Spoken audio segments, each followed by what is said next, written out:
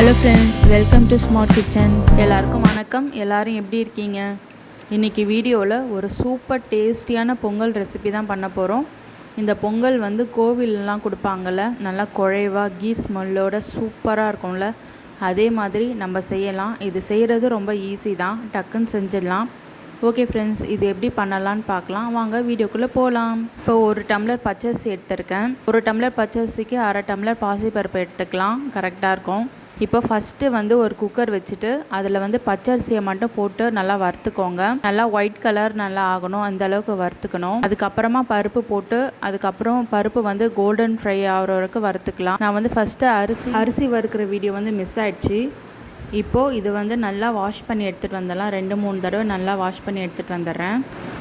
இப்போ பாருங்கள், நல்லா வாஷ் பண்ணியாச்சு. இப்போது 4 கப்பு அளவு தண்ணி ஊற்றிக்கலாம். நம்ம அரிசி வந்து 1 கப்பு, அரை டம்ளர் வந்து பாசிப்பருப்பு சேர்த்துருக்கோம். இப்போ 4 டம்ளர் தண்ணி ஊற்றிங்கன்னா கரெக்டாக இருக்கும். இப்போது கொஞ்சமாக உப்பு போட்டுட்டு பெருங்காயத்தூள் கொஞ்சம் போட்டுக்கலாம். மஞ்சத்தூள் வந்து ஒரு சிட்டிகை போட்டுட்டு இப்போ இதை வந்து ஒரு 4 விசில் நல்லா குழைவாக வேகணும் அரிசி. இப்போ 4 விசில் வரட்டு வெயிட் பண்ணலாம். இப்போ இந்த பொங்கலை வந்து தாளிச்சிடலாம். ஒரு ஸ்மால் பேன் வச்சுட்டு 2 ஸ்பூன் எண்ணெய் விட்டுக்கலாம். 2 ஸ்பூன் நெய் ஊற்றிக்கலாம். நெய் வந்து நல்லா உருகுனதும் 1 ஸ்பூன் மிளகு, 1 ஸ்பூன் சீரகம் போட்டுட்டு இது எண்ணெயிலே வந்து நல்லா பொரியட்டும். 10 முந்திரி உடைச்சிட்டு சேர்த்துக்கலாம். இப்போ முந்திரி வந்து நல்லா ஃப்ரை ஆனதும் இஞ்சி வந்து நல்லா துருவி வச்சுருக்கேன், அதையும் இதோட சேர்த்துக்கலாம். இப்போ ஒரு கொத்து கருவேப்பிலை சேர்த்துட்டு இதெல்லாம் நல்லா எண்ணெயில் பொரிஞ்சு வரட்டும். இப்போ பாருங்கள், 4 விசில் வந்து வந்துருச்சு. பொங்கல் பாருங்கள் எவ்வளோ குழைவாக அரிசி சூப்பராக நல்லா வெந்திருக்கு. அரிசியும் பருப்பும் எவ்வளோ குழைவாக வெந்திருக்கு பாருங்கள்.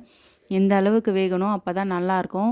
இப்போ நம்ம தாளித்து வச்சதை வந்து இந்த பொங்கல் மேலே நம்ம கொட்டிக்கலாம். இப்போ இதை நல்லா கலந்து விட்டுக்கோங்க. அரிசியும் பருப்பையும் நல்லா வறுத்தா தான் பொங்கல் வந்து சீக்கிரமாக நல்லா குழஞ்சி இந்த மாதிரி வேகும்.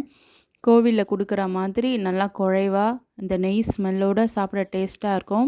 உங்களுக்கு வேணும்னா இன்னும் 1 ஸ்பூன் நெய் வந்து நீங்கள் மேலே விட்டுக்கோங்க. இன்னும் ஸ்மெல் வந்து சூப்பராக டேஸ்ட்டாக இருக்கும்.